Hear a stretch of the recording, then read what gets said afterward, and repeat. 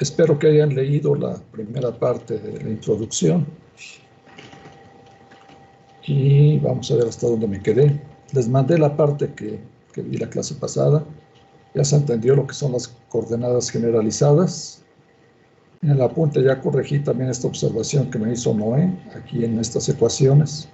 Estaba mal la anotación, ya está corregida.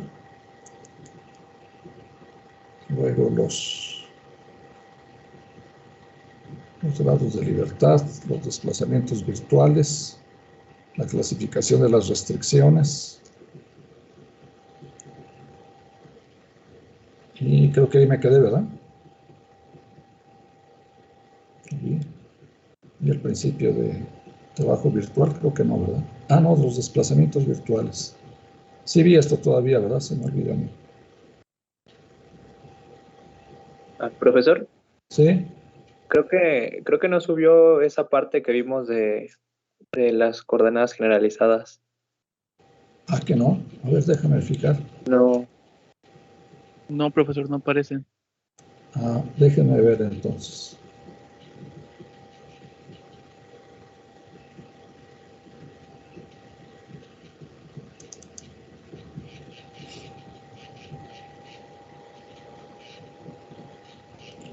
Ah, esto fue lo que les mandé.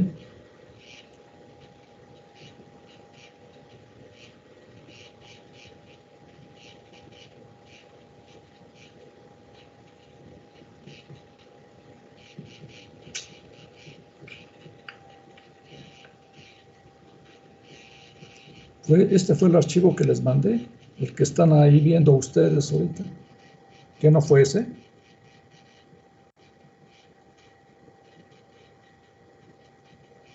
Subió sugerencias. Pero el apunte no lo subí. A ver, checar. No, profe. Subió el de Doctor Piña. Doctor Piña. Ajá. Ajá, el último Pero este no. fue lo de doctor Pic, ya. No, no es siendo profesor. Ah, pues déjenme ver. No es otra cosa que...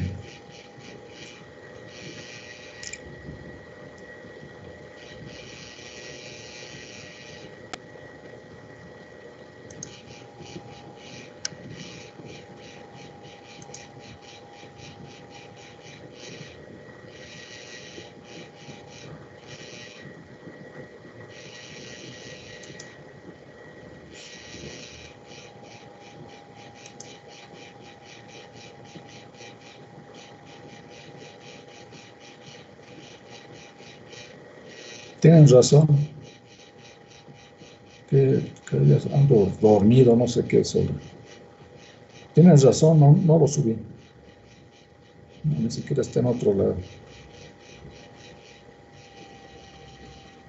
No lo subí. Lo preparé el apunte y no lo subí. Bueno, entonces déjenme escribirme aquí. Sí, no lo subí. Nada, entonces, bueno, espero terminar hoy el apunte completo y ya se los mando completo.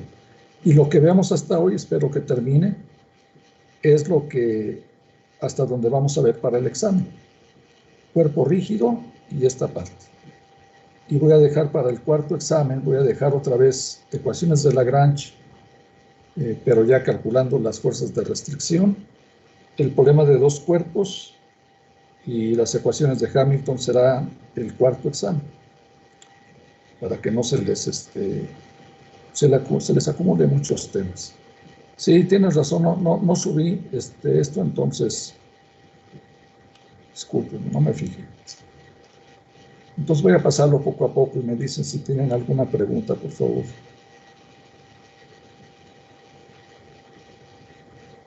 Entonces les decía, se los voy a mandar y esta primera parte ustedes lo ven, es una introducción.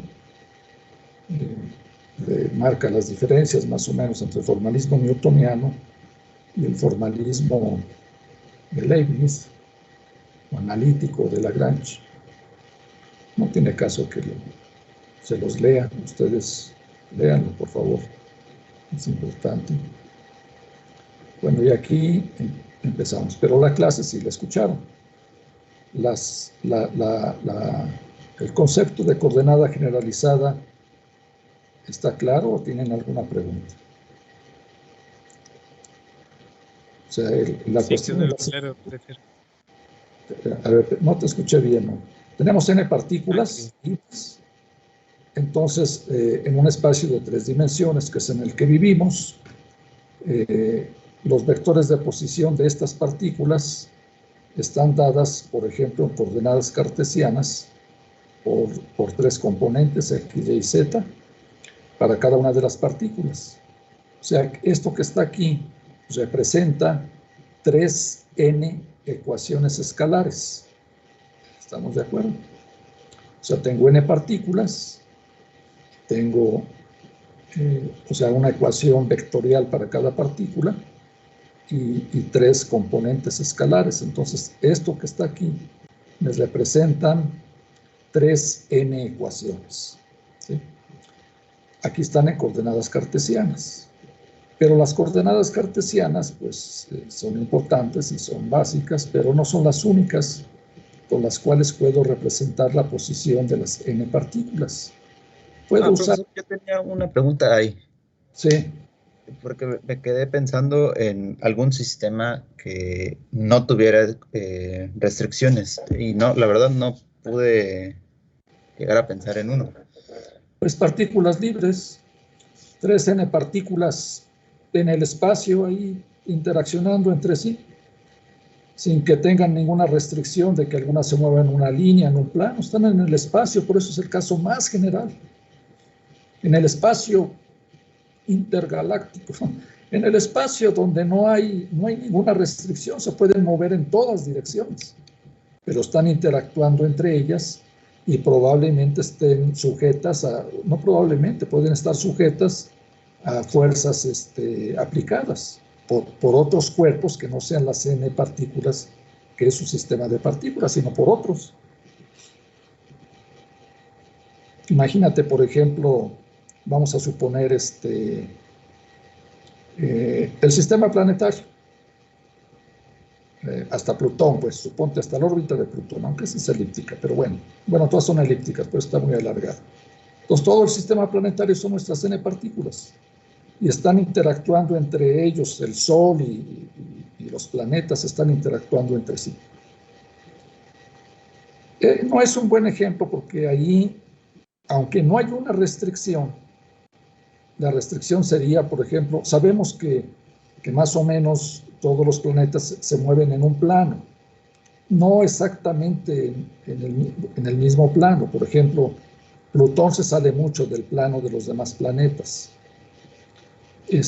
Pero ahí no hay restricciones. Esa es otra cosa importante, porque aunque los planetas no se mueven en un plano, no hay un plano físico en el cual se estén moviendo, sino que se debe a otra cuestión, a las simetrías que hay. Y, bueno, eso es otro tema, pero en principio no habría restricciones. O sea, no está restringido que un planeta se mueva en un plano o en una línea recta. Entonces se pueden mover libremente. Entonces imagínate, no el sistema planetario, sino n partículas libres, pero interactuando entre ellas. O si no están interactuando, pues cada quien está moviéndose como puede. Y estas son sus vectores de posición. Ahora, vectores de posición, pero con respecto a quién, pues tengo que tener por ahí un origen. Y el origen pues podría estar en el espacio, pero pues eso como que no tendría mucho sentido poner un origen en donde no hay nada, ¿no? Casi siempre el origen pues es un lugar especial. Por ejemplo, en el caso del sistema planetario, pues el origen más adecuado es el Sol, porque es el que, digamos, está más estático respecto a los demás planetas que se están moviendo.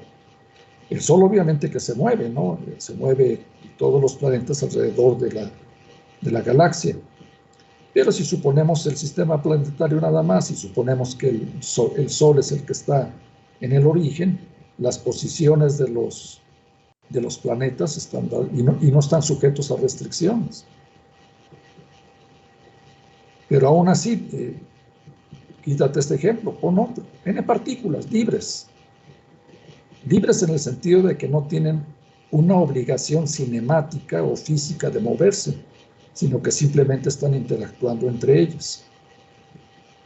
Ahora, en nuestros problemas que vemos, pues en todos casi siempre hay restricciones. Sí, no, perdón, pues les iba a decir que se habían leído esto. Aquí es donde viene precisamente la cuestión más adelante, que en virtud de que hay restricciones, entonces estas coordenadas no van a ser independientes, sino que hay relaciones entre ellas, que fue lo que dije en la clase pasada. Bueno, continúo. Espero que haya quedado claro quien me haya preguntado, porque por más que les digo que me digan su nombre. ¿Quién fuiste, Jorge? Jorge Ordaz, sí. Entonces, a ver, ya le estoy entendiendo acá. En este cuadrito que me aparece aquí, ¿viene la persona que habla, el alumno que habla? Sí, con las iniciales o con la foto de perfil que tengo. Sí, luego yo lo quitaba aquí para que no me estorbara, pero gracias por decirme. Entonces, está bien, Jorge. Entonces, ¿sí quedó claro, Jorge? Sí, de hecho, ahorita me lo imagino como la figura que tiene en las notas del doctor Piña. O sea, aunque ahí se estaban restringidas a moverse en un plano, ¿no? En una superficie. Ajá, pero bueno, a lo mejor me imaginaba que se pueden mover en todo ese plano, por ejemplo. Sí, aunque ahí ya hay una restricción, ¿no? Y tú me decías que no te podías imaginar un sistema de partículas que no estuviera sujeto a restricciones, y es que entendí bien tu pregunta. Sí, esa fue mi pregunta. Sí, bueno, entonces, sí podría haber, aunque repito, la mayor parte de nuestros problemas aquí de pizarrón van a estar sujetos a restricciones, ¿no? Pero sí puede haber que no estén, ¿sí? Aquí supongan n partículas, pues libres. Libres quiere decir que no están sujetas a fuerzas externas, digamos. Pero si están ellas, pues pueden estar interactuando entre sí. O si no interactúan, pues peor tantito. Entonces están moviendo libremente y ni siquiera interaccionan entre sí. Pues también es posible, ¿no? Que no haya interacción, ni gravitacional, ni eléctrica, ni elástica, ni nada. Sino que simplemente se mueven ahí en el espacio. Y por lo tanto, si yo tengo un origen que de alguna manera por ahí lo puse, lo definí, pues entonces las posiciones de esas partículas están dadas por sus tres coordenadas cartesianas, cada una de ellas. ¿De acuerdo? Continúo. Entonces decía yo que no solamente existen las coordenadas cartesianas, sino que pueden tener otro tipo de coordenadas, distancias, ángulos, son los que conocemos, ¿no? Entonces, cuando uno expresa las coordenadas de estas partículas en términos de otras coordenadas que no necesariamente sean cartesianas todas, les vamos a llamar Qs, las vamos a denotar con Qs, ¿sí? Y aquí puede haber distancias como las cartesianas, pero puede haber ángulos o puras cartesianas, o sea, aquí se generaliza más, ¿sí? Por alguna razón, alguna partícula a lo mejor se mueve en un círculo. Pues entonces a mí me conviene que esa partícula la denote yo con su posición radial y un ángulo, por ejemplo, si se mueve en un plano. Pero si se mueve en una esfera, bueno, pues entonces puedo utilizar las coordenadas esféricas, porque me conviene, porque podría usar también las coordenadas cartesianas, o las cilíndricas, o las que sean. Entonces, lo que estoy indicando aquí es que las n partículas se pueden, su posición se puede indicar no solamente por cartesianas, sino por cualquier conjunto de coordenadas en donde pueden estar incluidas algunas cartesianas, esféricas, polares, lo que sea. Hay un montón de coordenadas, ¿no? Cuando las n partículas requieren de 3n coordenadas, o sea que se les requieren todas las Qs, pues se dice que solamente estoy cambiando del sistema coordenado. O sea, sigo teniendo las n partículas, pero puedo expresarlas en otras coordenadas. Vean que aquí debe estar bien esto, porque aquí supuestamente podríamos tener 3nqs, ¿verdad? Eso está bien.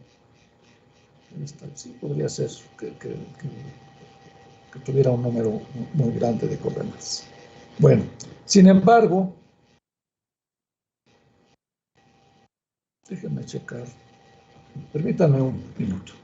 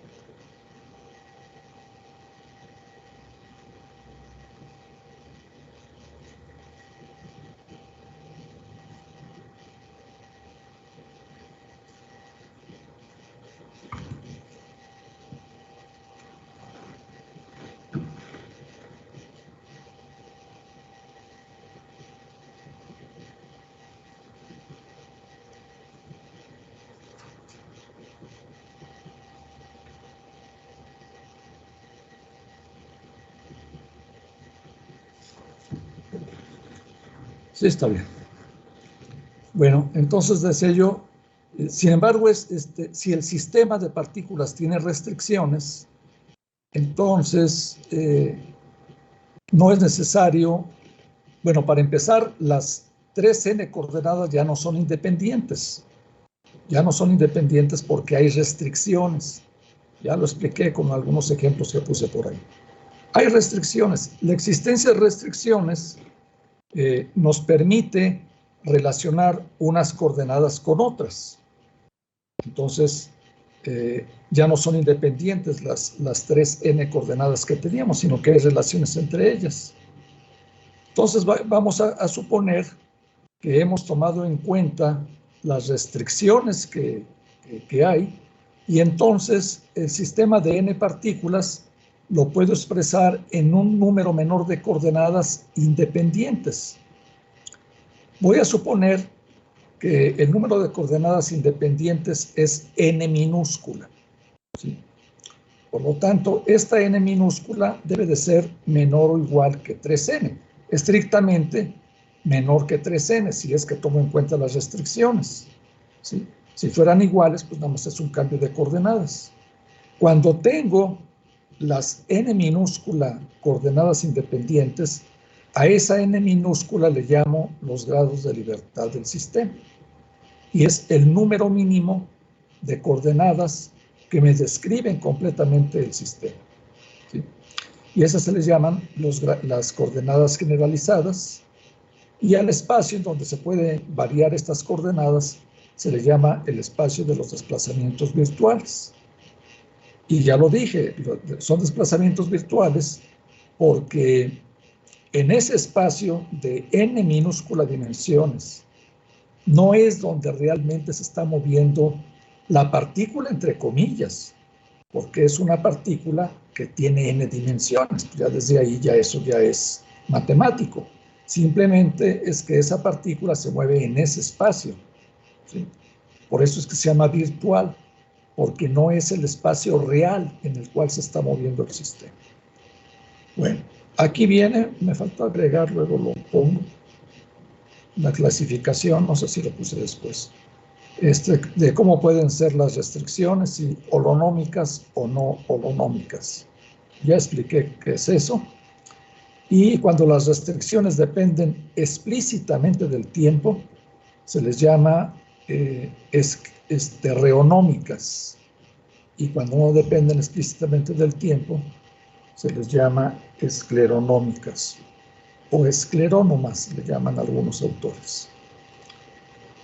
Sobre la clasificación de restricciones, que lo expliqué en la clase pasada con ejemplos, ¿tienen alguna pregunta? Profesor, una pregunta. Sí. Soy Alejandro Monroy. Entre las n minúsculas, Alejandro Monroy. Sí, Alejandro. Si puedes subir tantito a las... un poquito más. Ahí. la relación entre las n minúsculas es las 3n originales menos el número de restricciones, ¿no? Ajá, exacto. Pero en las restricciones que son desigualdades, ¿aún se cumple eso o ya no? O sería condicionado, ¿no? Como en No, porque si hay alguna restricción que sea una desigualdad, de alguna manera tienes una relación entre unas coordenadas y otras, ¿no? Y eso te disminuye el número de coordenadas. Simplemente que esas no son holonómicas. Y esas no las vamos a ver, esas son mucho más complicadas. Aunque realmente el tipo de desigualdades, no, yo no he visto muchos ejemplos de eso. Las más comunes son ecuaciones diferenciales que no se pueden integrar. Esas son las más comunes. Nosotros no vamos a ver eso, ese es un tema ya más avanzado. Hay algunas restricciones, también se las mencioné, como las de la rodadura, que por ahí lo dije. Creo que acá dice aquí abajo. Las que ustedes ya conocen, la condición de rodadura.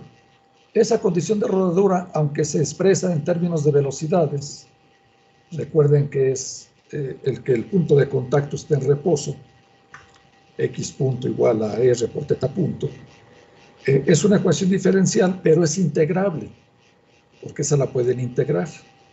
Entonces, cuando tienen una restricción en términos de ecuaciones diferenciales, pero que sean integrables, también les llaman luego holonómicas, y otros autores les llaman semi-holonómicas.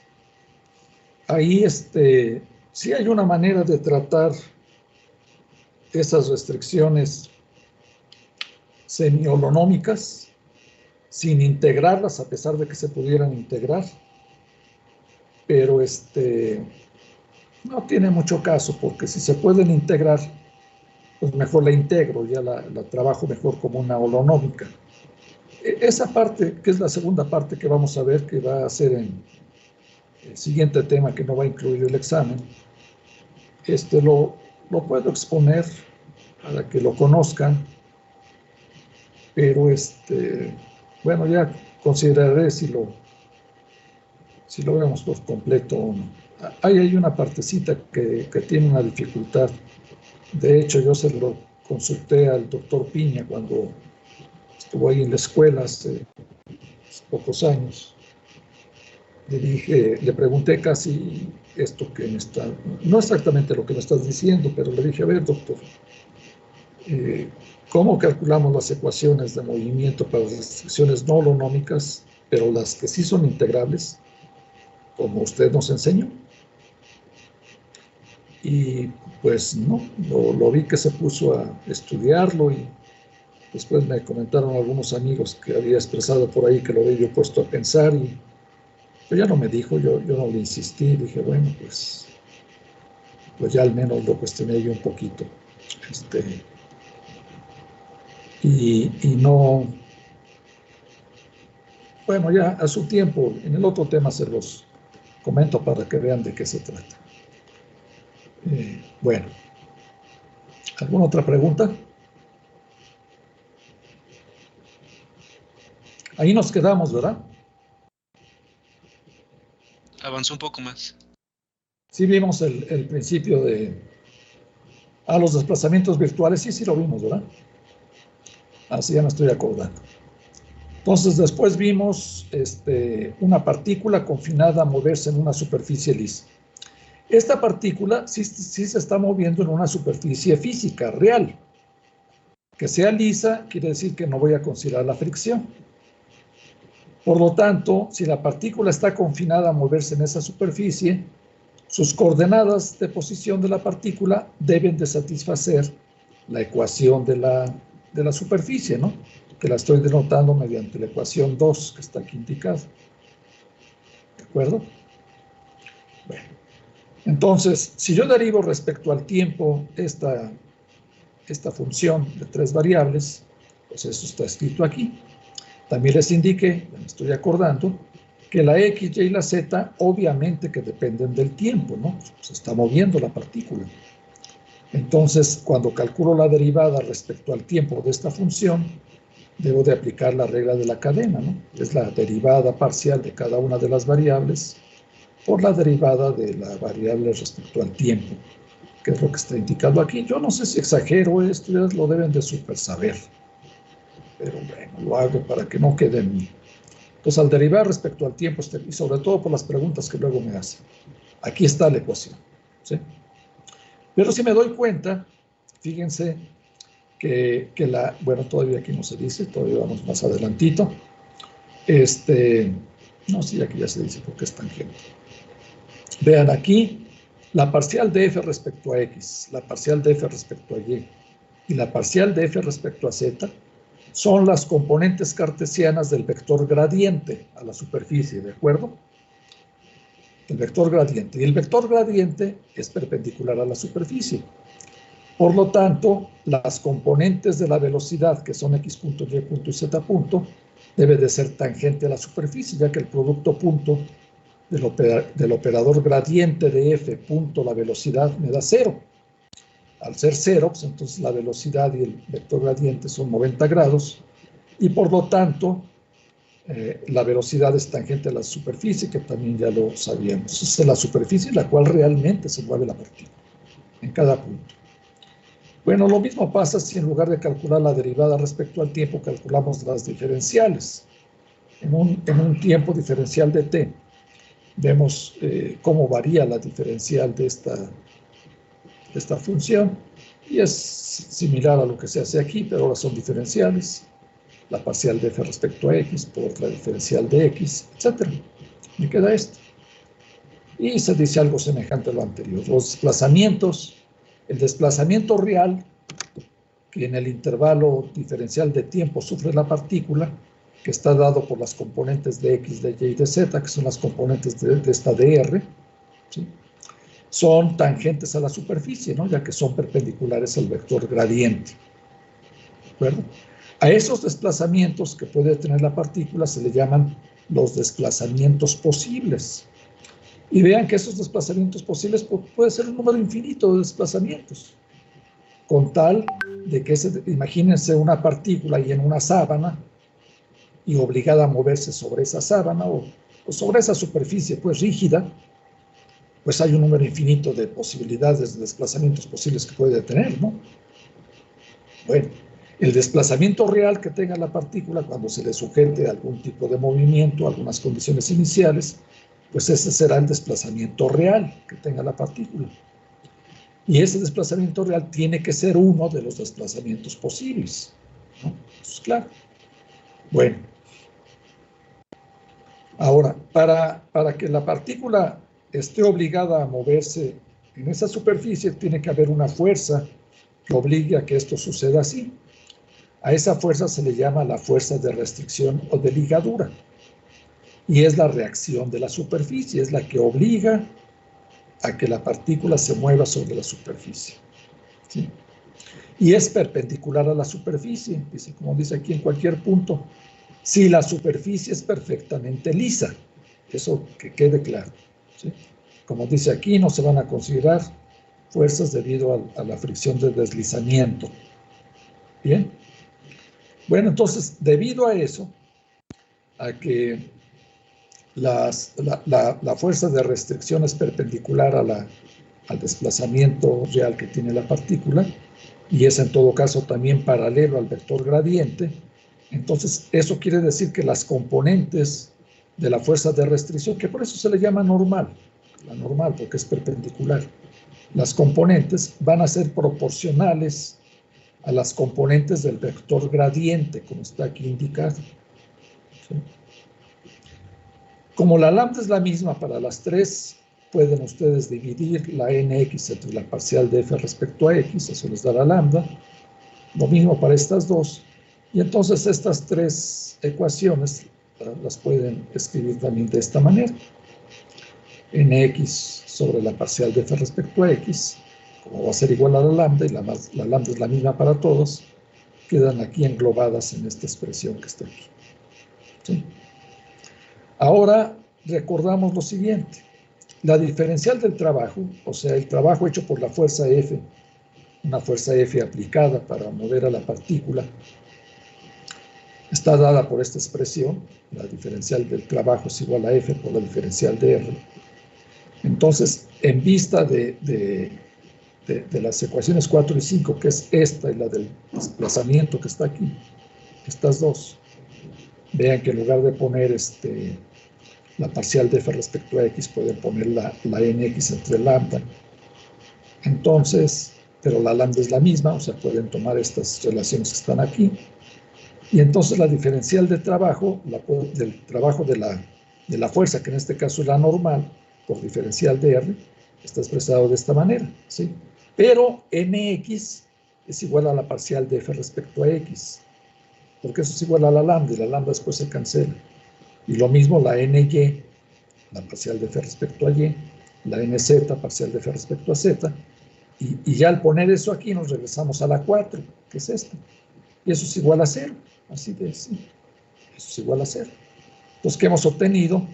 Pues que el trabajo diferencial que hace la fuerza de restricción para obligar a la partícula a moverse en la superficie no realiza trabajo. No realiza trabajo. Y entonces aquí está hecho con letras. El trabajo realizado por la fuerza de restricción en cualquier desplazamiento posible es 0. ¿Sí? Ya lo expliqué eso, ya me acordé hasta dónde me quedé. Pues hasta aquí fue. Entonces dice aquí que cuando hay dos restricciones, pues tienen dos. Entonces, al tener dos restricciones en un espacio de 3 dimensiones, la partícula se va a mover en la intersección de estas dos restricciones. Debe de satisfacer la ecuación de ambas superficies y por lo tanto debe de estar en donde se intersecten estas dos superficies. Entonces ahí, en este espacio de 3 dimensiones, el movimiento de la partícula ya nada más va a tener un grado de libertad, el que haya que dar. Bueno, eso fue lo que les di. Acá está, pues fue el que subí, fue el que supuestamente les había yo mandado, pero que no les va. ¿De acuerdo? Pues vamos a continuar.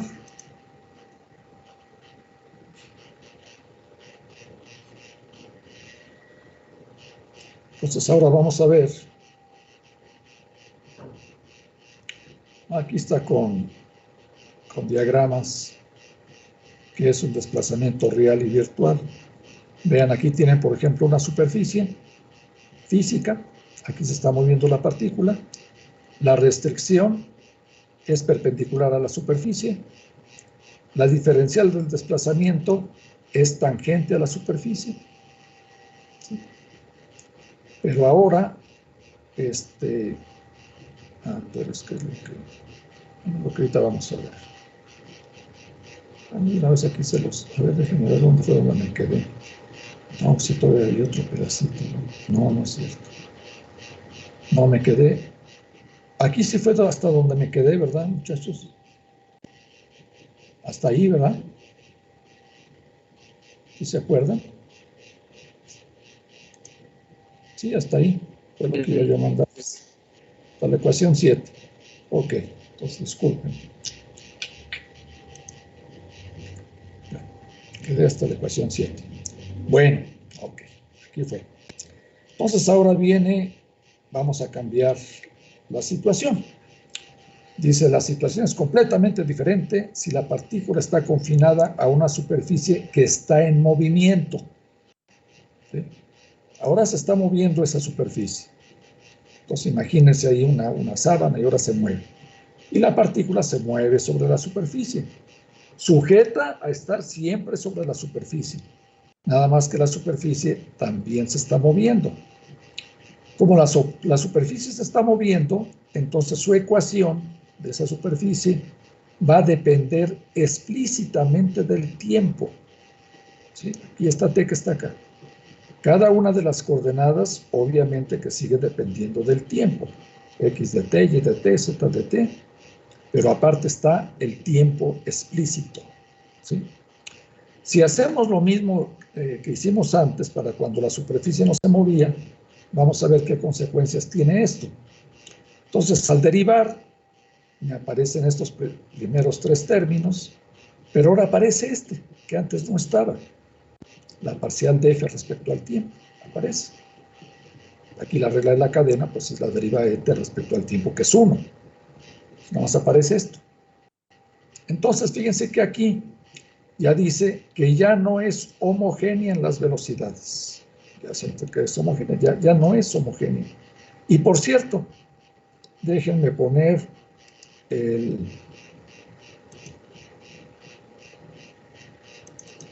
la lectura que les di.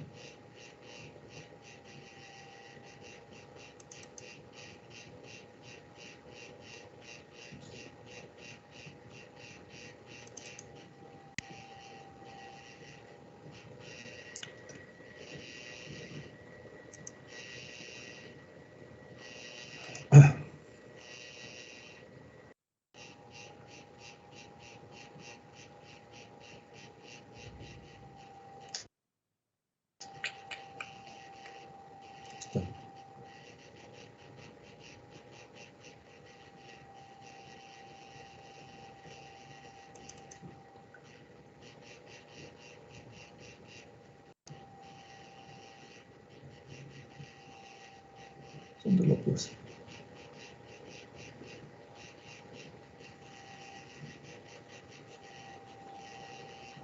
Acá está.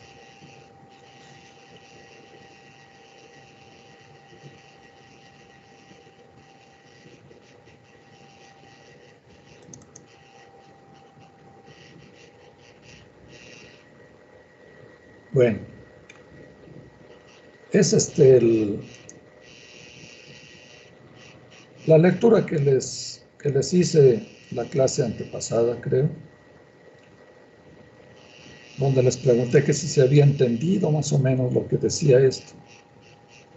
Entonces, vean, le puse ahí algunas notas para ver si ya vamos entendiendo un poco más de lo que decía este libro. Se los voy a recordar. Dice, el genio de Lagrange se había impuesto gracias a la nitidez y firmeza con que había concebido la naturaleza matemática de la traducción de la equivalencia del sistema de fuerzas y el sistema de las cantidades de aceleración.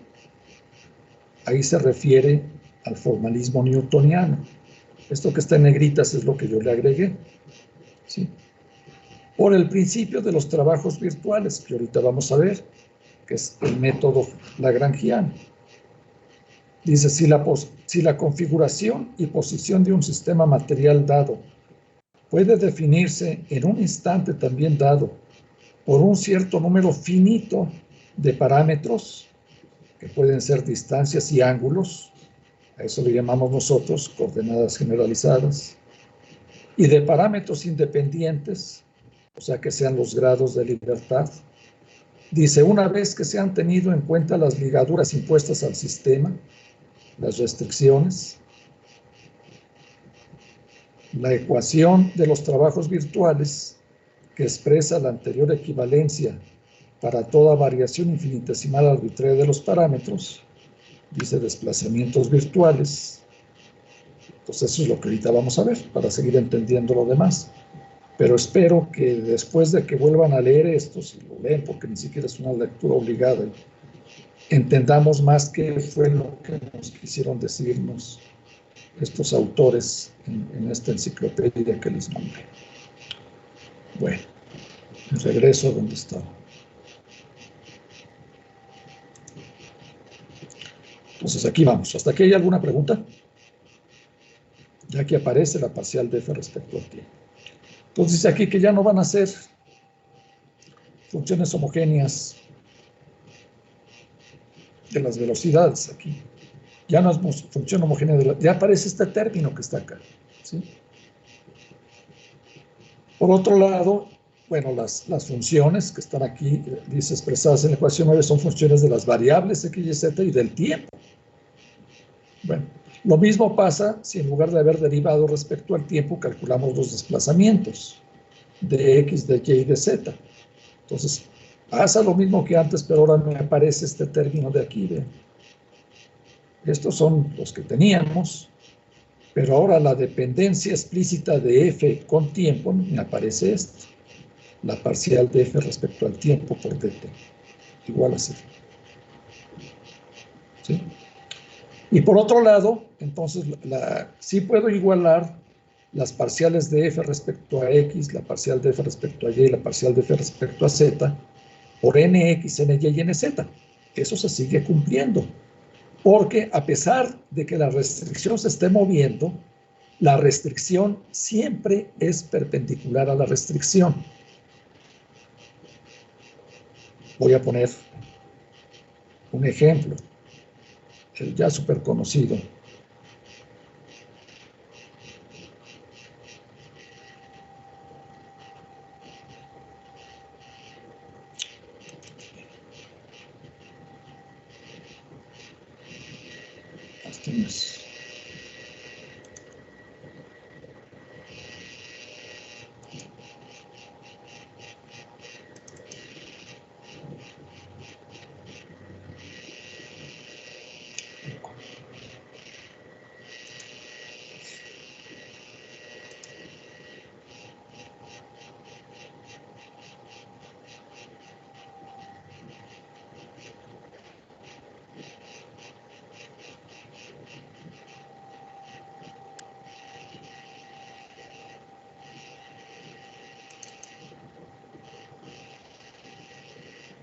¿Por qué puse?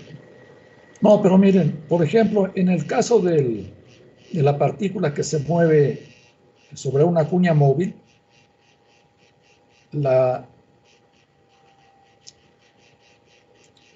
¿Dónde está? Un ejemplo.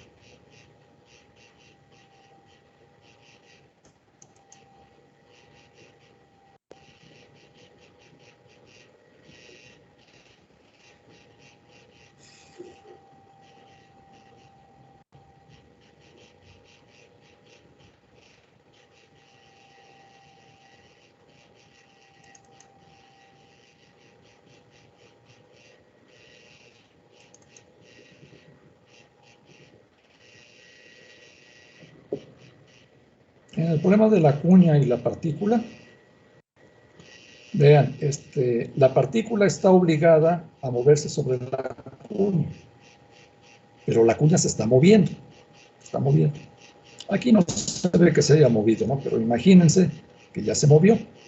Si ya se movió la cuña, entonces el desplazamiento real de la partícula no va a ser sobre el plano inclinado de la cuña, sino que va a ser en una recta que ya calcularon ustedes, que está más inclinada. Por lo tanto, el desplazamiento real de la partícula, que le llamamos dr, pues, es en una recta más inclinada. Sin embargo, el desplazamiento virtual es cuando esto nos lo imaginamos fijo y que la partícula esté obligada a moverse en este espacio, en este caso, en este plano, y el desplazamiento virtual sería a lo largo de la cuña, ¿sí? Aun cuando se esté moviendo.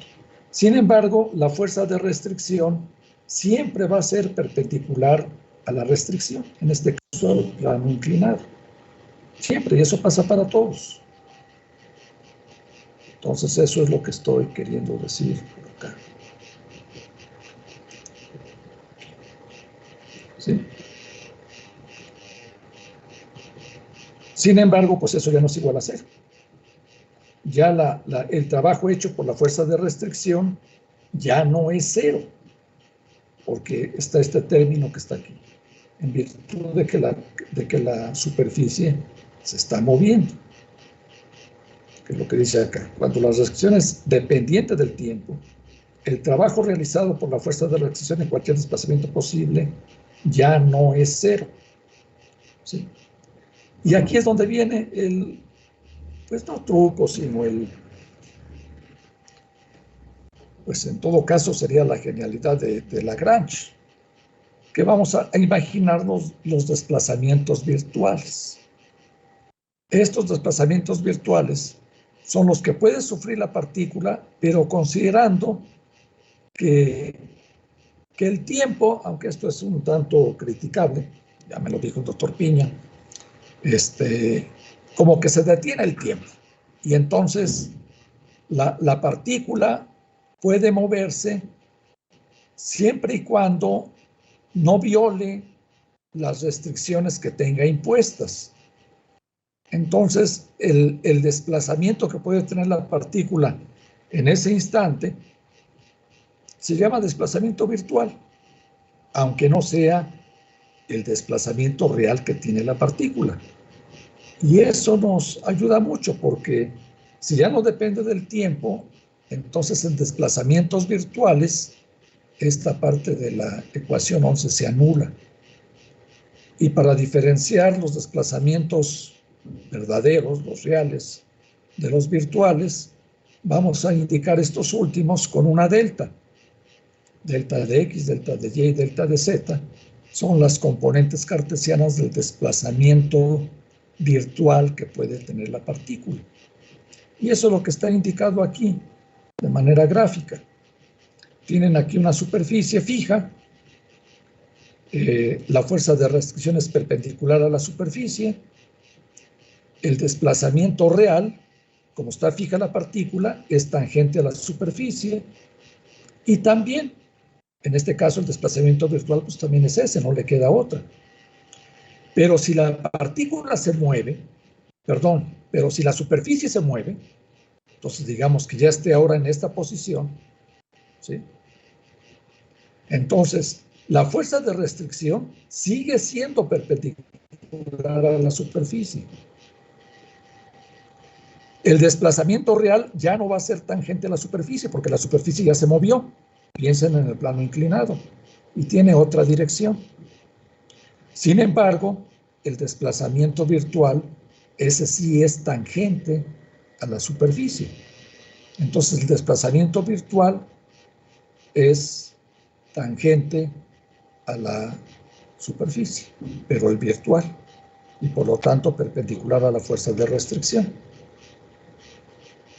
Encontré debo tener el dibujo de lo que sobre cuña móvil, a ver si aquí está.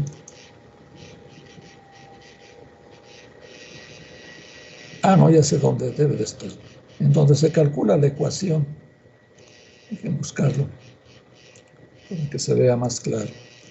Esto está en los ejemplos. Ejemplos y esa ecuación de, a ver si ya lo pasé a... pues falta que lo haya... No, todavía no lo paso. Partícula... Sería ecuación de la... No lo he pasado.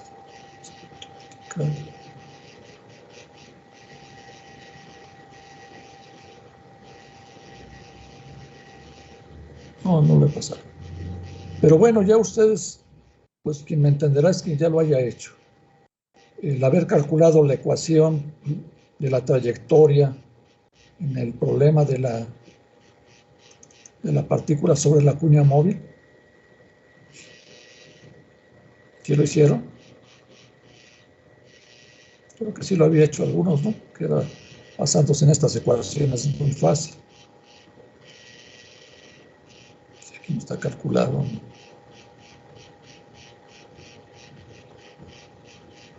¿Quién lo hizo? Pregunto.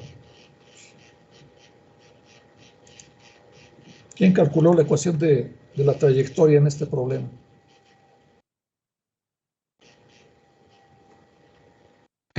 Yo sí la había calculado. Resultó más,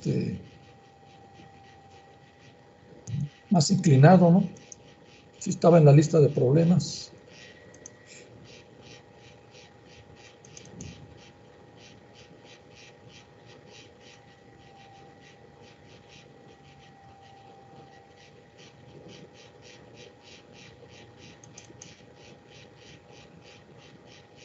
Sí estaba en la lista de problemas. Aquí está.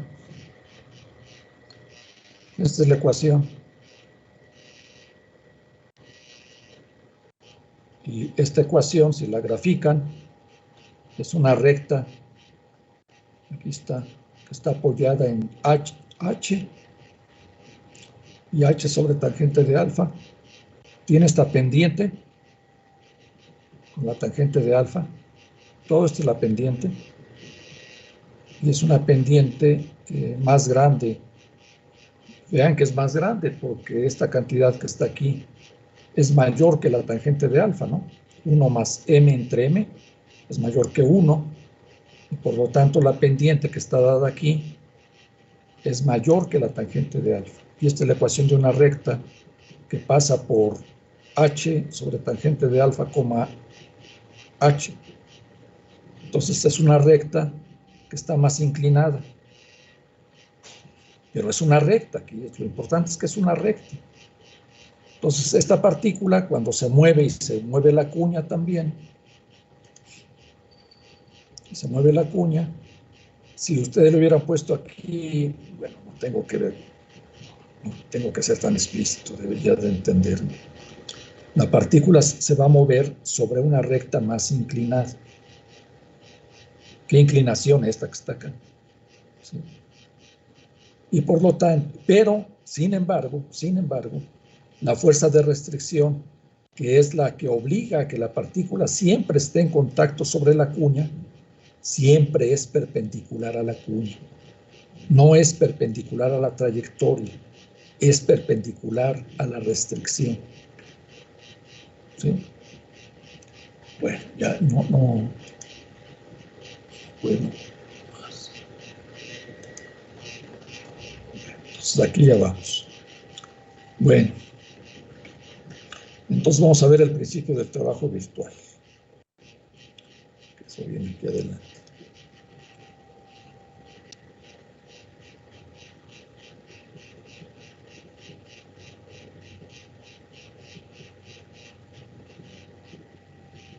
Ya lo expliqué aquí.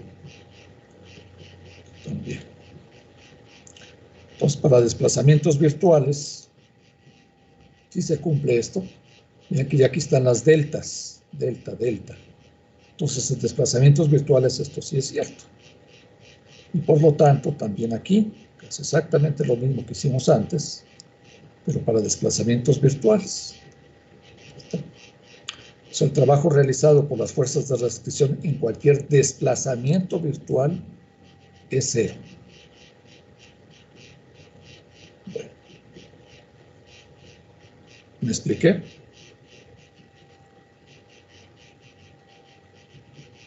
¿Una pregunta? A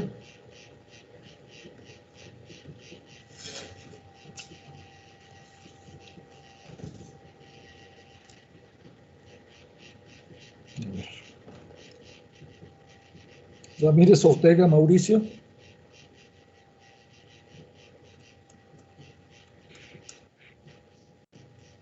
¿Sí estás? Sí, profe. Mauricio, Sí, profe. ¿tienes alguna pregunta? No, por el momento no. ¿Está claro esto? Sí, todo claro. Bien, gracias. García Sánchez, Johan Brandon.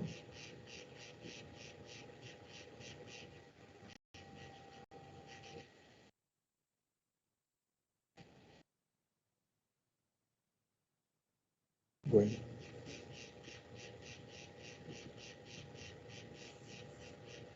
Diego Enrique Salgado.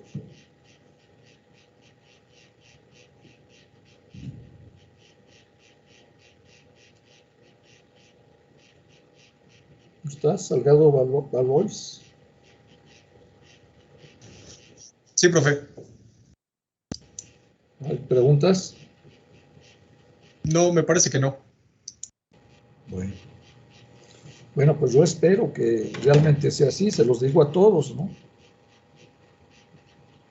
Para eso estoy, para tratar de explicar esto. Estoy consciente que no siempre puede uno convencerlos de todo, pero para eso estoy. Vamos a ver, pues, en qué consiste el principio del trabajo virtual. Estos temas muchas veces se omiten en este curso.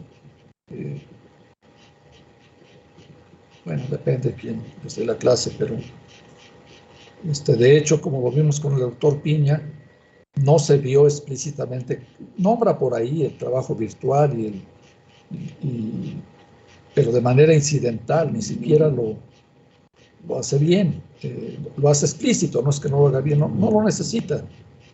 Y yo una vez platicando con él, caminando en la calle rumbo a la comida, ya hace años le dije, ya entendí, doctor, esto del principio del trabajo virtual y de los desplazamientos virtuales, al fin. Porque yo desde estudiante, cuando llevé esta materia,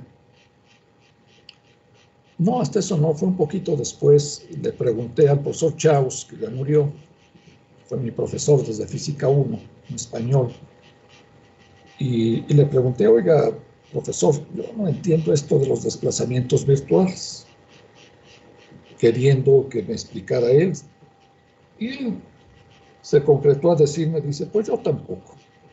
Pues dije, pues bueno. Y pues me puse a buscar en los libros, y realmente pues yo no le entendía yo mucho, y realmente no es porque algunos de ellos no estuvieran bien escritos, sino que más bien yo no entendía exactamente qué es lo que era. Algunos sí no lo tienen muy claro.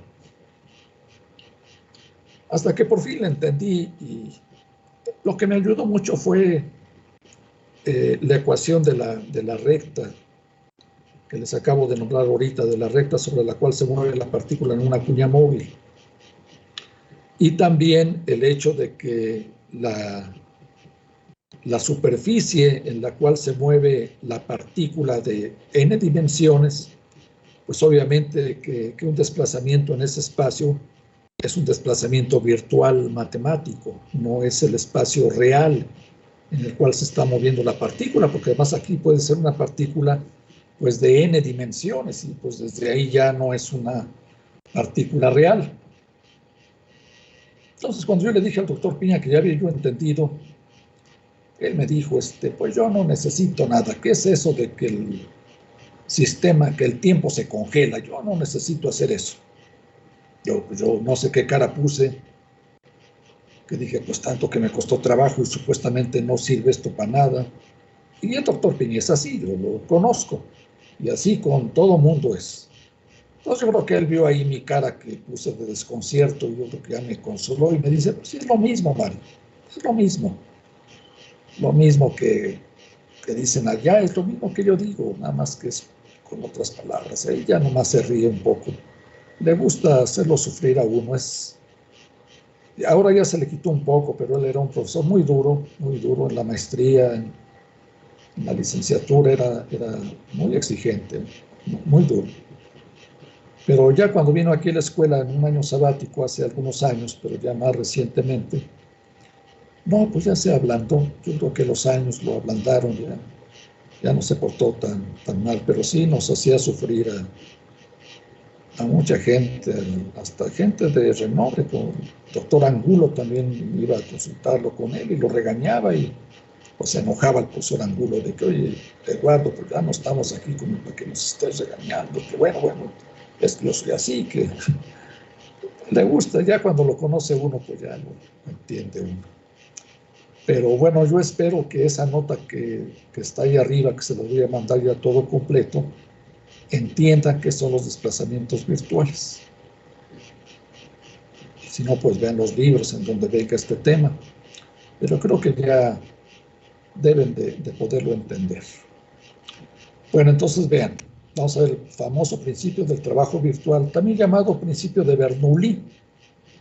Es probable que sea porque lo descubrió uno de ellos, no sé cuál Bernoulli habrá sido, tal vez el mayor Johann Bernoulli, que como muchos de ustedes saben, fue una familia de matemáticos italianos de mucho renombre. Son de esos casos en los cuales los padres, hijos y sobrinos fueron muy buenos matemáticos.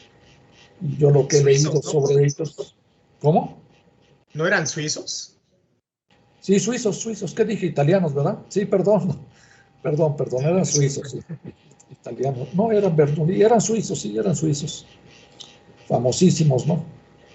Que por cierto, una vez que di una plática allí en graduados en la escuela sobre Euler, que era suizo también, ¿no? De hecho, bueno, que era, no me voy a desviar tanto, sobre Euler, me preguntaba yo, porque había yo visto una película hace muchísimos años, de esas clásicas de blanco y negro que se llama El tercer hombre, una buena película con Orson Welles. Y en alguna escena de esa película, este personaje de la película, Orson Welles, que había sido un rufián que había hecho creer que lo habían matado, apareció de repente por ahí, se le apareció pues a un amigo que lo andaba buscando, en Italia, creo que ahí fue por lo que me confundí, y le decía este personaje, el tercer hombre, le decía al que lo va buscando, y se desconcertó cuando se enteró de a qué se dedicaba esta gente, que no era nada lícito, pues, y le dijo, pues, ¿qué esperabas? ¿Cuántos eran suizos? Dice, ¿qué han hecho los suizos? Solamente han hecho ahí chocolate y no sé qué tantas cosas. Pues dije, pues no, pues ¿qué han hecho los suizos? Pues están los Bernoulli, están Euler. Pues por ahí yo empezaba mi plática, por ahí iba yo a hablar de los números perfectos y de la serie, el problema de Basilea, la serie que suma 1 entre n cuadrada. Y entonces dijeron, pues como que los chocolates y los bancos y demás, pues, si ahí estaba Euler y los Bernoulli, que eran famosísimos, ¿no? Uno de ellos fue Johann Bernoulli, fue preceptor de Euler, ¿no? De Euler. ¿Y qué les iba a comentar? Otra anécdota muy interesante de los Bernoulli, no me acuerdo de cuál de ellos, no era de Johann, era creo que de Jacobo, que una vez se encontró en un viaje en carruaje, y con su compañero ahí de viaje le preguntó cómo se llamaba, y le dijo, pues me llamo Jacobo Bernoulli, digamos. Y le dijo el otro, ¿y usted? Dice, yo soy Isaac Newton. Y esto lo platicaba el Bernoulli, que decía que era el mayor halago que le habían hecho, que no le hubieran creído que fuera ese Bernoulli porque era tan famoso que no le creyeron. Por ahí hay una anécdota en unas biografías que salieron por ahí. Son los Bernoulli, famosísimos matemáticos, efectivamente suizos, sí, suizos. Y pues Euler también, pues qué más, ya con esos dos, con esa familia y con el Euler tienen, entre muchas otras cosas, para presumir los suizos. Yo me equivoqué en la plática porque puse también ahí a una disque modelo, a esta Heidi Klum, puse la Heidi Klum, dije, esta es Suiza, y me corrigió a uno de mis hijos, me dijo, no, pues no es Suiza, papá, es alemana, así como me corrigieron ahorita. Yo pues ya no la quito aquí de mi transparencia, está muy guapa esta mujer. Entonces ya se los dije ahí en la plática y ya me perdonaron, y ya la dejé esta. Y para las muchachas, pues ahí les pongo al tenista ¿cómo se llama? El tenista ya muy bueno, que es suizo también. Roger Federer. Ese mero. Entonces, pues sí, los suizos tienen mucho de qué presumir. Bueno, entonces regresemos aquí a los Bernoulli. Esto creo que se llama principio de Bernoulli, de alguno de ellos. Que además no se llevaban bien como hermanos, eran pero bien duros por la cuestión de las matemáticas. Se peleaban a muerte. No se llevaban bien. Bueno, ¿qué consiste este principio? Aparentemente todo va a estar muy obvio, muy trivial, pero van a ver que va a tener consecuencias importantes, como viene aquí más adelante. Consideren un sistema de n partículas otra vez, pero este sistema de partículas están sujetas a restricciones, que las voy a denotar con R, no restricciones. Voy a cambiar un poquito la notación y le voy a llamar a todas las fuerzas que actúan sobre cada una de las partículas, las denoto con R mayúscula, como resultante, ¿sí? Como resultante. Entonces, para cada una de las partículas tengo una R1, R2, Rn, donde R1 son todas las fuerzas que actúan, la suma de todas las fuerzas que actúan sobre la partícula 1. La R2, todas las fuerzas que actúan sobre la partícula 2, pero todas, ¿quién se entiende? Todas, hasta las que siente debido a sus hermanas, ¿sí? Todas están incluidas. Bueno, pero voy a suponer que el sistema está en equilibrio. Si el sistema está en equilibrio, entonces todas las RIs van a ser 0, porque están en equilibrio, para cada una de las partículas, ¿no? Todo el sistema está en equilibrio. Por lo tanto, todas las fuerzas resultantes sobre cada una de las partículas son 0, porque está en equilibrio. Entonces, RI igual a 0.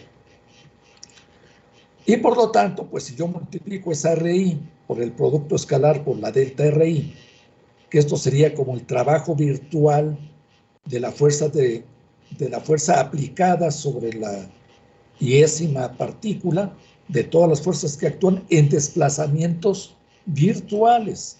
Por eso se pone la delta, Entonces, pues eso sigue siendo 0, ¿no? ¿Sí? No hay nada, no hemos aparentemente hecho nada. Tengo que esto es igual a 0 y si multiplico, pues sigue siendo 0, ¿sí? Bueno, y si sumo todos estos, pues estoy sumando todos los ceros. Y por lo tanto, la suma de todo esto le voy a llamar el trabajo virtual hecho sobre el sistema completo. Y va a ser la suma de todos estos trabajos de cada una de las partículas que está indicado aquí. Y eso pues sigue siendo 0. ¿Sí? ¿Qué es lo que dice aquí? El resultado anterior es completamente trivial. ¿Sí? ¿Estamos de acuerdo? Está en equilibrio, no lo olviden. El sistema está en equilibrio. Bueno. Sin embargo, como dice aquí abajo, si el sistema está sujeto a restricciones, entonces van a pasar cosas interesantes. Entonces, como está sujeto a restricciones, vamos a separar las fuerzas aplicadas sobre cada una de las partículas en fuerzas aplicadas, que ahora les llamo FIs aplicadas, y fuerzas de restricción. ¿Sí? Separo las fuerzas aplicadas a cada una de las partículas, en las fuerzas que siente la partícula aplicadas y fuerzas que sean de restricción. ¿Cuáles son las de restricción? Pues las que ya hemos nombrado en los ejemplos que hemos visto. Tal vez tensiones, tal vez normales, etc. Esas son fuerzas de restricción. Son fuerzas que tienen que ver con obligaciones cinemáticas que tiene la partícula I. Se mueve en un plano, se mueve en un arco circular. Esa es una fuerza, una restricción geométrica. O fuerzas como la tensión, que es la que obliga a que un péndulo se mueva sobre un círculo. ¿Me entienden? Todas las fuerzas que sean de restricción, que además no se conocen a priori, no se conocen de antemano estas fuerzas de restricción. Se conoce su acción, se conoce que son las fuerzas que obligan a que la partícula se mueva de cierta manera, pero que no la conocemos de antemano. Como conocemos, por ejemplo, los pesos, cuando sabemos que está en un campo gravitacional constante, pues bueno, sabemos que son los pesos, es una fuerza aplicada. ¿Me entienden? Entonces, separamos las fuerzas sobre la partícula I para cada una de las N en fuerzas aplicadas y fuerzas de restricción. ¿De acuerdo? Entonces, en esta expresión, en la RI, pues separamos las fuerzas, como está aquí indicado. Y entonces esta suma la separamos en estas dos que están aquí indicadas en la ecuación 16. Y eso es igual a 0. ¿Está claro eso? Como dice aquí, parece que esto todo es trivial. Sí, dime. ¿Y cómo se sabe que es el mismo número de fuerzas aplicadas que el de fuerzas de restricción? No, estoy suponiendo, pueden ser menos. Pueden ser menos. Y pueden ser las N, pero no. Pueden ser menos. También aquí no necesariamente. Aquí lo que dice es que se está aplicando, no sé si es por estos índices o por qué es lo que me lo dices, Noé. Sí, es que como son los mismos, yo creí que habían N mayúscula fuerzas aplicadas y también no. N mayúscula fuerzas de restricción. No. No, aquí lo que está indicando que esto es para cada partícula. La partícula 1, n igual a 1, i igual a 1, i igual a 1, me dice, la fuerza, todas las fuerzas, todas aplicadas sobre la partícula 1, van a ser igual a todas las fuerzas aplicadas sobre la partícula 1, más todas las fuerzas de restricción sobre la partícula 1. Pero puede haber, no sé, puede haber dos fuerzas de restricción sobre la partícula 1, dos fuerzas aplicadas sobre la partícula 1 y una fuerza de restricción. No son iguales. La I no quiere decir que sean igual el número. Está indicando, la I aquí me está indicando a qué partícula me estoy refiriendo. A la 1, a la 2, a la 3, a la N. ¿Cuántas haya? Pues ya dependerá de cada problema.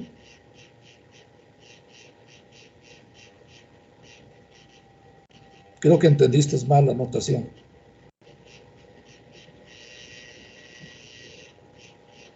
¿Sí o no? ¿No, ¿Ya no me escuchas? Creo que ya no me escucha su compañero. ¿Los demás me escuchan? Sí, profe, se sigue escuchando. Yo sí. Sí, se escucha, profesor. Sí, se escucha, profe.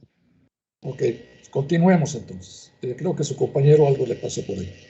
Entonces, ¿quedó claro Sí, aquí la se me pregunta fue el internet, pero ¿ya sí, estás ahí? ya entendí. Sí, es que se me Ok. fue el internet, pero sí escuché. Ok, ¿ya quedó claro? Sí, perdón, profesor. Bien. Bueno, entonces, vean, ya que separo, entonces pongo esto acá. Sin embargo, como dice aquí, el trabajo hecho por las fuerzas de restricción en desplazamientos virtuales, aquí dice compatibles con las restricciones del sistema, pues sí, es cero, ya lo demostramos antes. Esto es cero. Ya está por acá arriba, ¿no?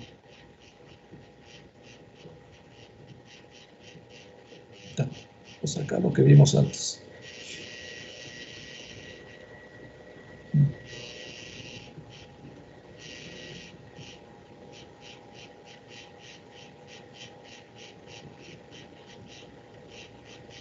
No está hecho explícitamente, pero la fuerza de restricción en desplazamientos virtuales sí está por acá.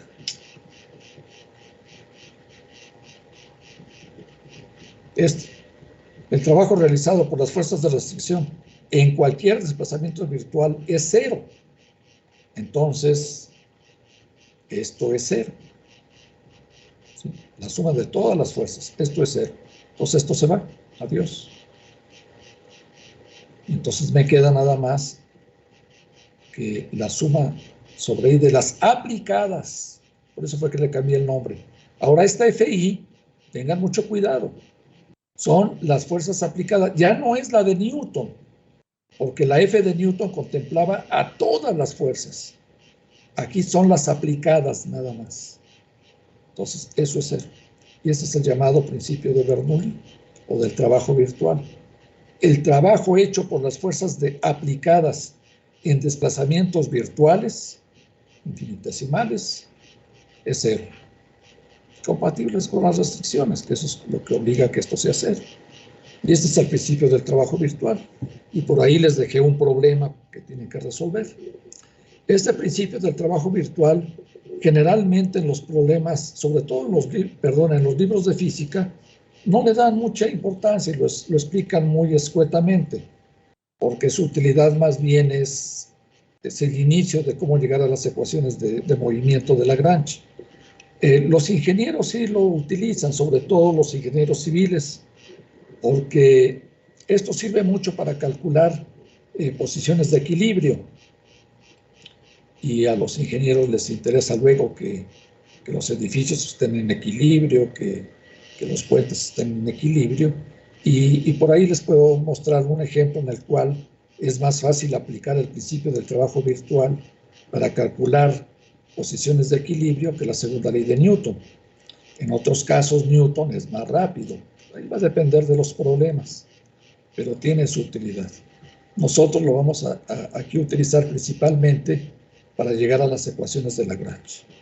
Bueno, entonces aquí hay alguna pregunta hasta acá. Este es el principio del trabajo virtual.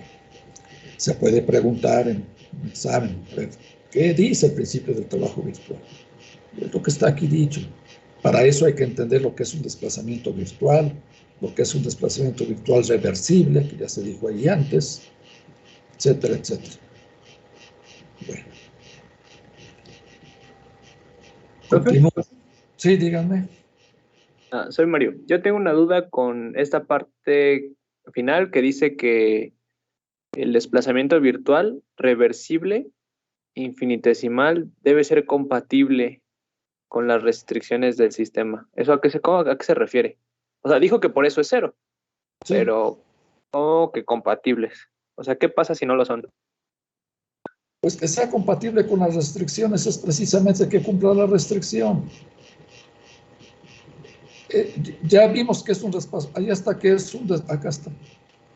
Los desplazamientos virtuales que cumplen la ecuación anterior, esta, pues acá está la que son llamados reversibles en el sentido geométrico. Que las restricciones sean compatibles con las restricciones del sistema, es eso, que se cumplan las ligaduras, que sean compatibles. Que los desplazamientos, en el caso de la cuña sobre la, perdón, de la partícula sobre la cuña, pues que la posición, que los desplazamientos virtuales, que es que se mueva sobre la superficie, sea compatible pues con las restricciones del sistema. ¿Cuál es la restricción? Pues que se mueva sobre la superficie.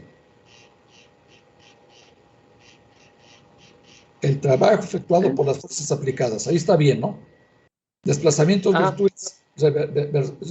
virtuales reversibles, es esto, infinitesimales, compatibles con las restricciones del sistema, que cumplan las obligaciones, que cumplan las restricciones, que sean compatibles con las restricciones. Es medio redundante, pues, si tú quieres, se hace más énfasis. Los desplazamientos deben de ser compatibles, sí, claro, que lo cumplan, que cumplan la restricción. ¿De acuerdo, Mario? Entonces, si son reversibles estos desplazamientos, entonces son compatibles, ¿no? Con las restricciones del sistema. Okay. Y por lo tanto, las fuerzas normales, que son las fuerzas de restricción, son perpendiculares a los desplazamientos virtuales. Y por eso se anula esto. Y esas son los desplazamientos reversibles, virtuales reversibles. Compatibles, que sean compatibles, o sea, que cumplan la restricción. Todo lo que sea compatible es de que la fuerza de restricción sea perpendicular a la restricción, de que la partícula solamente se puede mover obedeciendo a la restricción. Eso es que sean compatibles. ¿Sí? Gracias, profe. Compatibles con las restricciones del sistema. Pues, por ejemplo, ¿cuál es la restricción de un péndulo simple?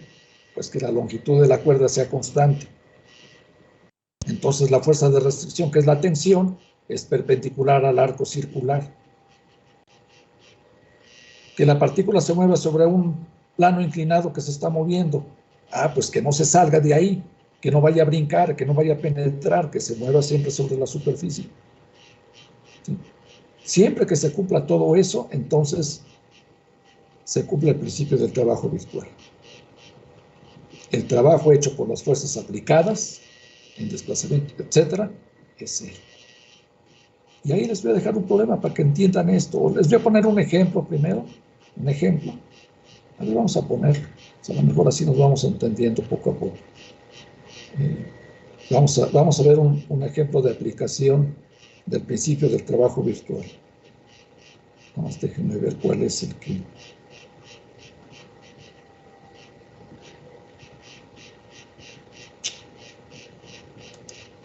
Déjenme ver cuál es el que tengo.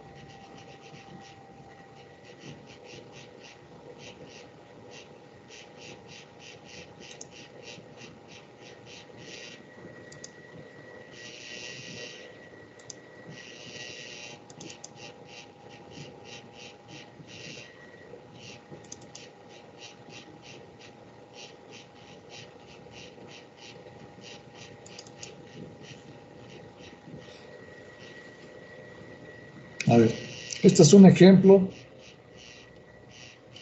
de aplicación del principio del trabajo virtual. Es una mancuerna en una cavidad cilíndrica. El movimiento se efectúa en este plano. La mancuerna está hecha por una masa, una partícula de masa 2m, una varilla que no tiene de masa despreciable y otra partícula de masa m minúscula. ¿Sí?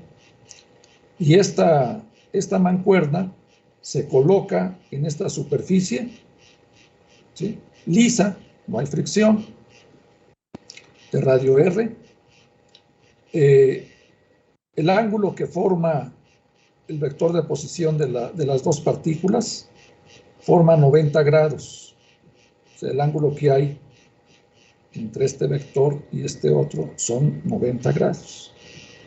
Y la pregunta es, ¿cuál es la posición de equilibrio?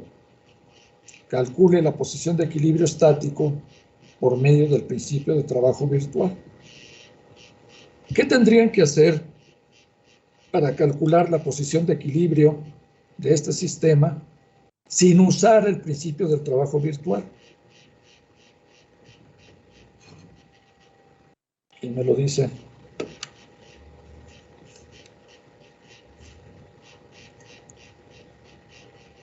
Castillo, Alarcón, Maite.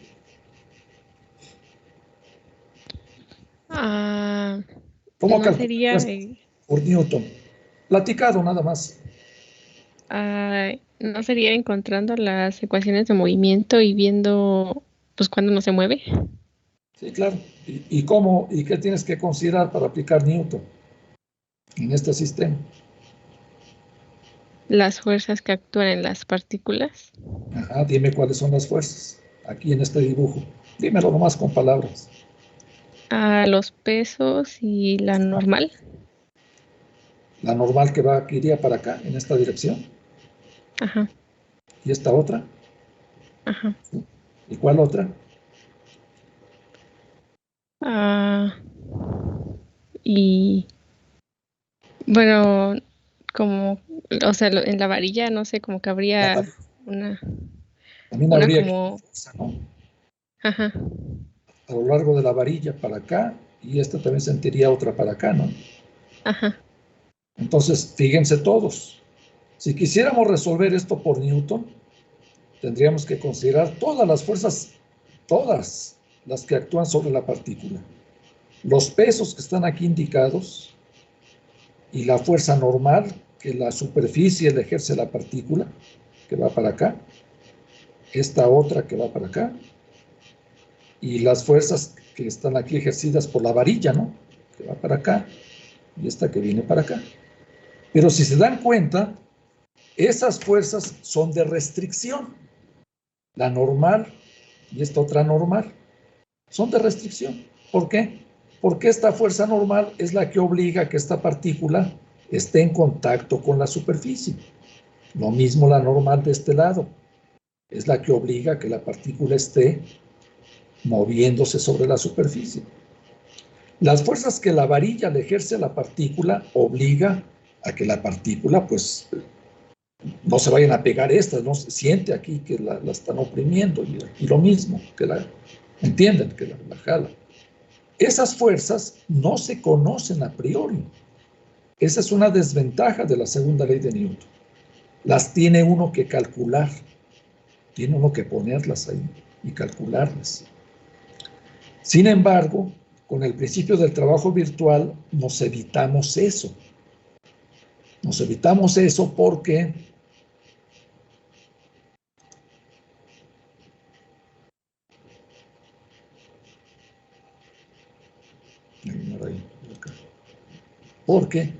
acá está el principio del trabajo.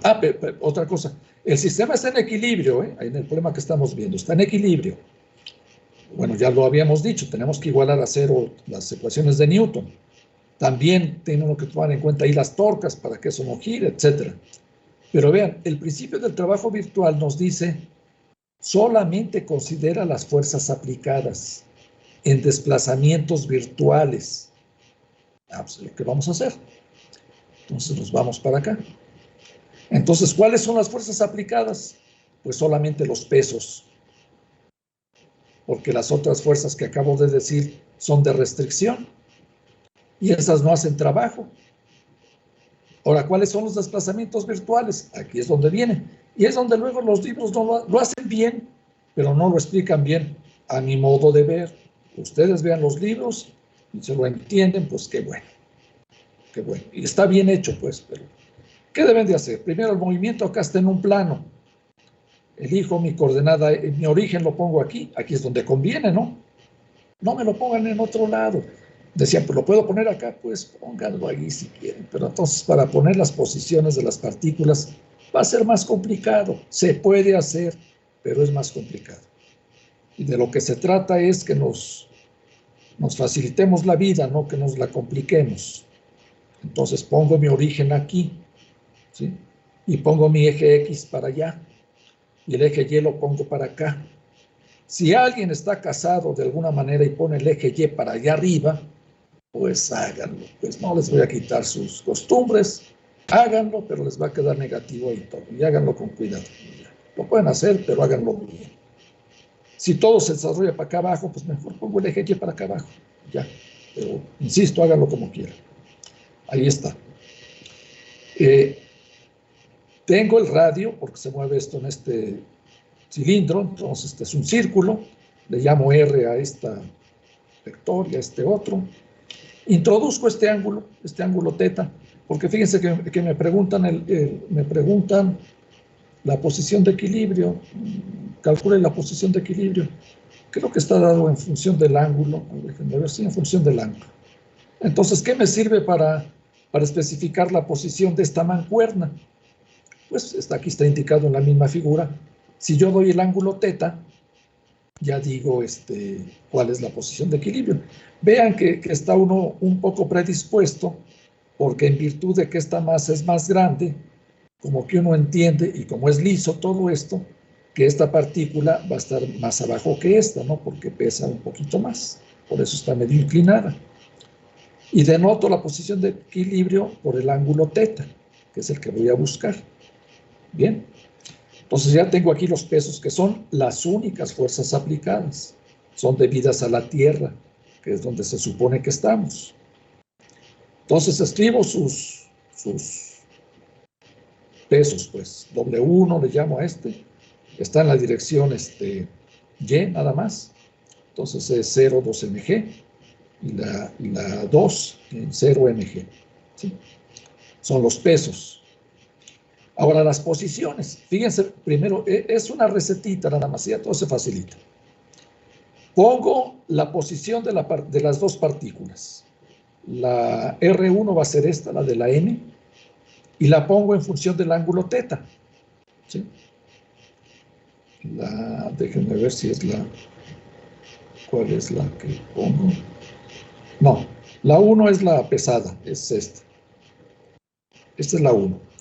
Entonces su posición va a ser de aquí. Este triángulo es rectángulo.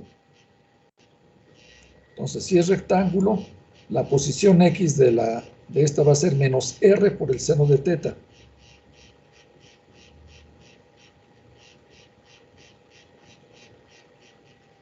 A ver.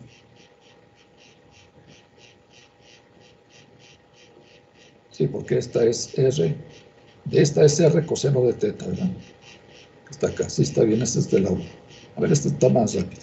Esta es la R coseno de teta, la X, y la Y es R seno de teta. Está bien. Y la R1, pues debe de ser por acá. Pero este ángulo que forma aquí con el eje vertical, este que está aquí, es el complemento de teta, ¿no? Entonces la posición X va a ser negativa y es menos R coseno de este ángulo, que es el seno del complemento, seno de teta. Y la posición Y es R seno de este ángulo, que es el coseno de teta. Y aquí está Y. Entonces aquí están los vectores de posición de las dos partículas. Que si se fijan, y también es otra observación importante que hagan, aquí no se ve tan importante, pero lo va a hacer en otros casos, es que es la posición de aplicación de las fuerzas. que coincide con lo de las partículas, y va a coincidir, ¿de acuerdo? Pues aquí está. Ahora, ya que tienen estas expresiones, calculan los desplazamientos virtuales en función del ángulo. Entonces calculan la delta R1. Las operaciones de la delta R1 son similares a las de la diferencial, además que aquí son virtuales. Entonces, ¿cómo calculan el virtual de acá? Pues recuerden que θ es variable, la R es fija, ¿no? Porque es el radio del cilindro. Entonces es menos R coseno de θ por diferencial de θ, coma, menos R seno de θ diferencial de θ, que es lo que está aquí pintado. Y aquí también calcula su diferencial. Menos R seno de θ diferencial de θ, coma, R coseno de θ diferencial de θ. Entonces ya calcularon delta R1 y delta R2. Ahí está. Y esto lo aplican acá. ¿Sí? Tienen dos Fs, ¿no? Las dos aplicadas. La W1 y la W2. Entonces esto que está aquí indicado en nuestra ecuación es W1 punto delta R1 más la 2 W2 punto delta R2. Y ya terminaron, porque solamente ponen, pues, la componente X con la componente X, aquí está indicado, aquí, bueno, es este por este, por este por este. Y hacen las multiplicaciones, este por este 0, y les queda menos 2mg R seno de θ, más, y el otro queda mg R coseno de θ, todo por diferencial de θ. ¿Ven? Eso es igual a 0.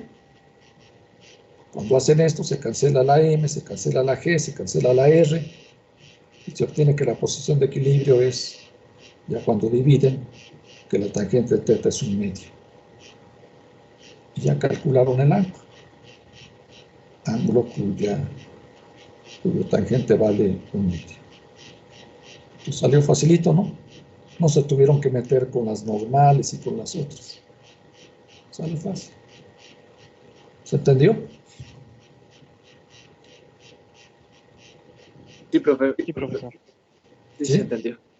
Entonces les dejé, creo que les dejé, a ver, déjenme ver. Es que uno sencillito. Sí, acá está.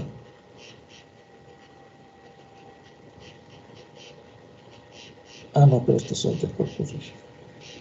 Entonces los problemas de dinámica. Ah, no, esos no los tengo. Apenas lo voy a poner. Ando mal. Apenas les voy a poner la lista de. Dejen ver cuál fue el que les puse. Les voy a poner, mejor dicho. Problemas de ecuaciones de Lagrange.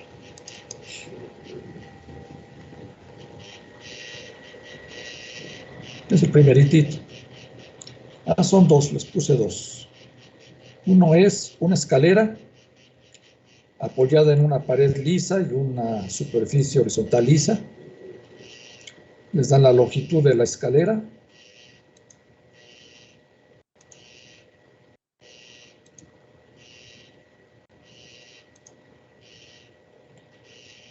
Les dan la longitud de la escalera, su peso. Y liso todo, ¿no? Liso. Y para que esto no resbale, le ponen una cuerda que está aquí sostenida a una altura h, que es dato, para que no se resbale, ¿no? La que sostiene aquí la base de la escalera. Y se pide calcular la tensión de la cuerda para que esté en equilibrio la escalera. ¿Sí? Pues ahí está. Conviene que tomen el origen aquí. ¿Qué tiene que considerar? Pues las fuerzas aplicadas, que en este caso es el peso. ¿Sí? Vean que la normal aquí ni la normal esta entran porque son de restricción. La normal de aquí arriba es la que obliga a que la escalera esté siempre apoyada en la escalera, en la pared.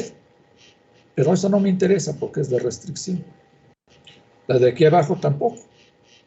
Se va para acá. Porque es la que obliga a que la base de la escalera siempre esté sobre el piso. Tampoco me interesa. Todas las fuerzas aplicadas sería el peso y la cuerda que sostiene para que no se resbale.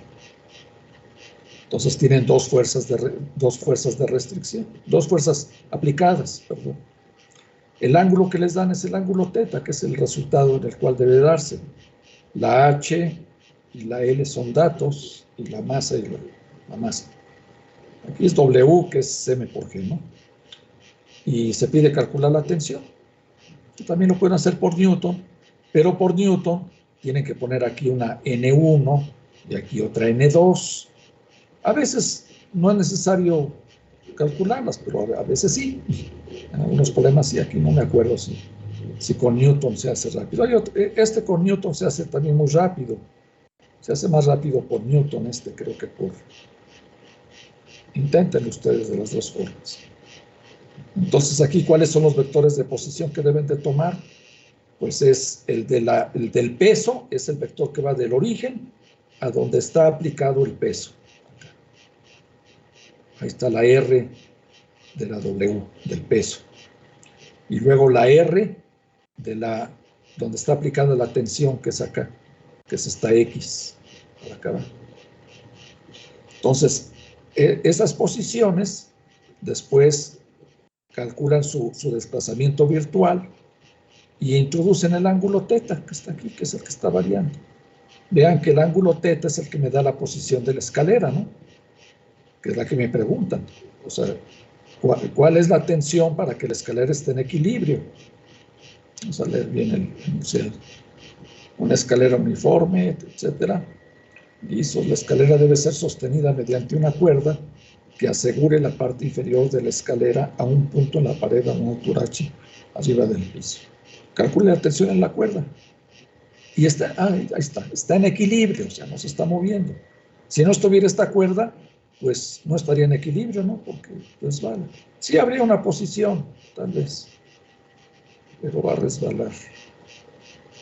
Eso depende de las normales. Pero eso complica las cosas porque hay que calcular esas fuerzas de restricción.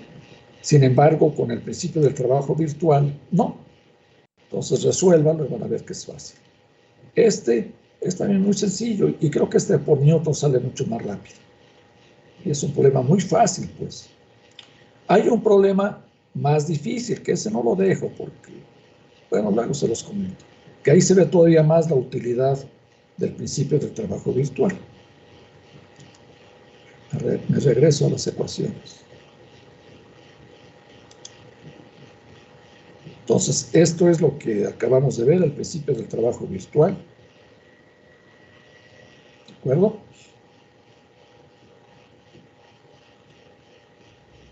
Ahí lo vamos a dejar porque faltan 8 minutos, 7 minutos. 6.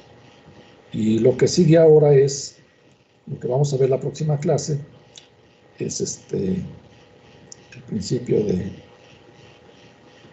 D'Alembert, pero todavía nos falta aquí aplicar otras cosas. Aquí apenas va el principio del trabajo virtual. ¿Qué es esto? ¿Alguna pregunta? Vean que aquí les adelanto. Así como está escrito esto, así, no como en el ejemplo, que en este caso general, en el caso general que tenemos acá, no puedo decir que el sistema va a estar en equilibrio si las FIs que aparecen aquí son 0. ¿Por qué? No lo puedo afirmar, alguien me lo dice. Vean que esta expresión lo que me está diciendo es F1 punto delta R1 más F2 punto delta R2 más F3 punto delta R3, etcétera, hasta Fn punto delta Rn igual a 0. ¿Sí? De ahí no se puede concluir que las Fs, F1, F2, F3 hasta Fn sean igual a 0. ¿Por qué es que no lo puedo concluir? Bueno, soy Mario. Sí. Puede ser por el hecho de que las fuerzas aplicadas sean, bueno, puede también que sean el caso en el que sean perpendiculares a los desplazamientos y no necesariamente sean cero. No exactamente. No es más simple la respuesta. Fíjense bien. Tiene que ver con la lectura que...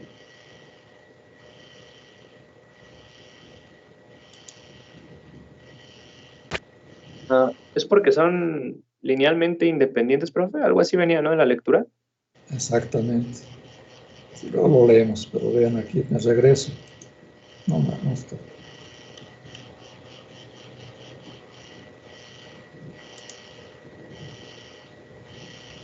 Se me pierde. Acá está. Es que las deltas R que están acá no son independientes, porque hay restricciones. Entonces no se puede, al no ser linealmente independientes, no puedo concluir que los coeficientes de las deltas sean cero. Ahora ustedes me preguntarían, ¿pero qué es lo que acabamos de hacer, profesor? No es lo que acabamos de hacer en la mancuerna. No fue lo que hicimos aquí. Sí, pero si se dan cuenta, cuando hago la siguiente operación y expreso todo en función de la teta, de la delta teta, entonces sí, nada más que aquí todo se redujo a un grado de libertad. Por eso no se ve tan claro. Aquí empecé con 2, ¿verdad? Con estas 2, que es este caso, pero para 2. De aquí yo no puedo concluir que W1 y W2 sean 0, pues para nada. Pero cuando yo sustituyo por la coordenada teta, que es lo que hice en estos pasos, implícitamente lo que estoy haciendo es que estoy pasando a las coordenadas generalizadas. Y esta delta teta ya es independiente. Aquí no se ve tan claro porque pues, nada más me quedó una. Y ahora sí puedo concluir que esto debe de ser 0. Esto debe ser 0. Y si esto debe de ser 0, pues yo obtengo esto. ¿Por qué? Porque ya la delta teta ya es una coordenada independiente. En otros casos que tenga yo 2 grados de libertad, me van a quedar 2 ecuaciones. Pero si ya estoy en las coordenadas independientes, ya puedo asegurar que una es 0 y la otra también es 0. Pero fue hasta que pasé a los grados de libertad, que es lo que vamos a ver la siguiente clase.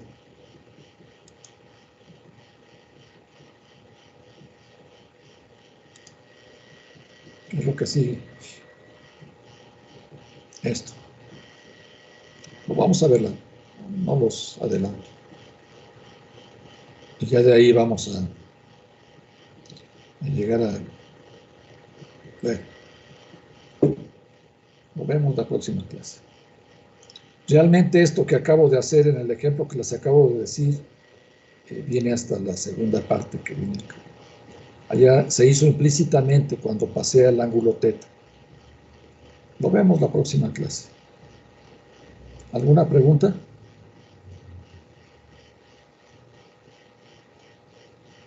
Sí.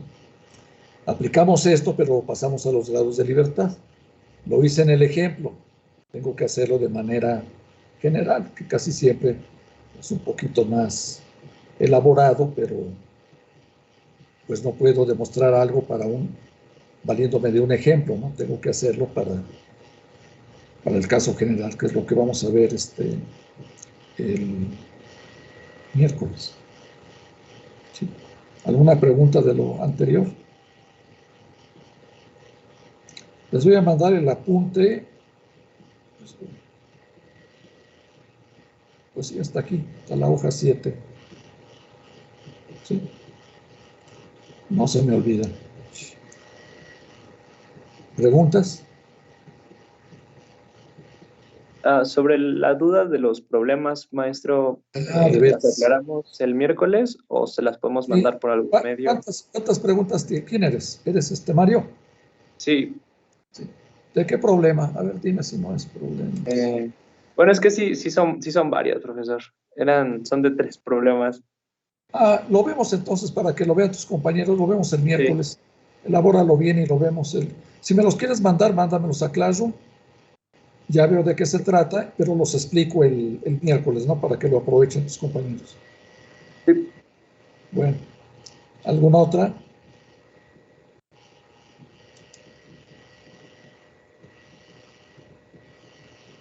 No, profesor. Ya estoy aquí.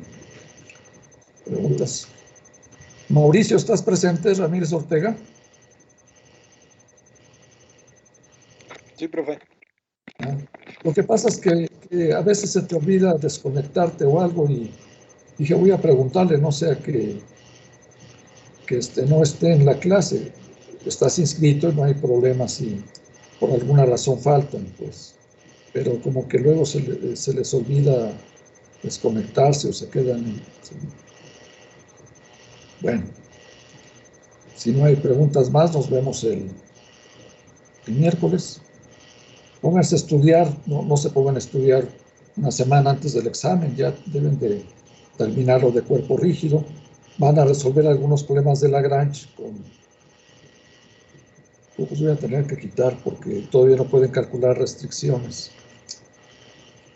Tengo que hacer una lista sin restricciones, porque eso lo examino hasta el otro examen. ¿Qué hacemos? ¿Cómo andan de exámenes próximos? Si hacemos el examen de este viernes, el viernes de la otra semana, ¿está bien? ¿No se les juntan por ahí? No. Creo que no, profesor. Bueno, entonces podemos hacer un examen de cuerpo rígido, Newton, y bueno, y Lagrange también. Nada más que con Lagrange no vamos a calcular restricciones porque todavía no. Solo dejo para el cuarto examen. Para el cuarto examen. ¿Cómo le hacemos? Déjenme ver de aquí al viernes cuánto avanzo.